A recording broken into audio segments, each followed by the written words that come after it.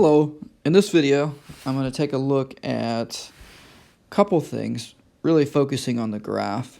There's a change of base formula which most of you aren't going to have to worry about. It's going to come up depending on what calculator you have and how you want to evaluate something like log base 5 of 8. So first of all, what does log base 5 of 8 mean? Hopefully you're thinking logarithm, hopefully you're thinking exponent. What's the exponent? What's the exponent here? So if I have 5, ooh, too big. If I have 5, to what exponent is going to give me 8?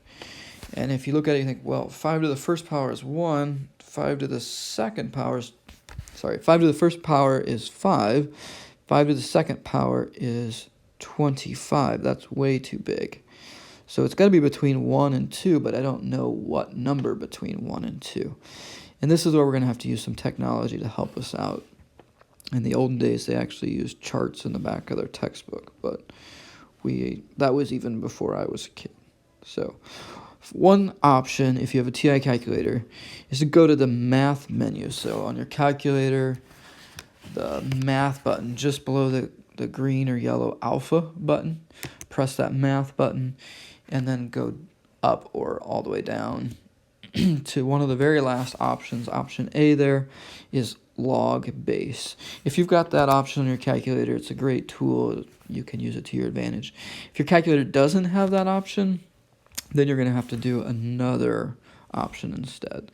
So the next option you've got is really using this change of base formula, where instead of taking m and b, you put m in the numerator, b in the denominator, log of 8 in the numerator, divided by log of 5 in the denominator. Remember, this is common log base 10.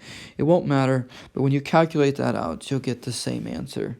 I guess I didn't give you the answer, but when you type that in, you're going to find here, using this method, that you get 1.29. When you type this in, you'll get 1.29 as well. And really, it's the same way, but if you want a different option, instead of using the common log with a base of 10, you can use a natural log with a base of 8 and a base of 5. Type that in, you'll also get 1.29.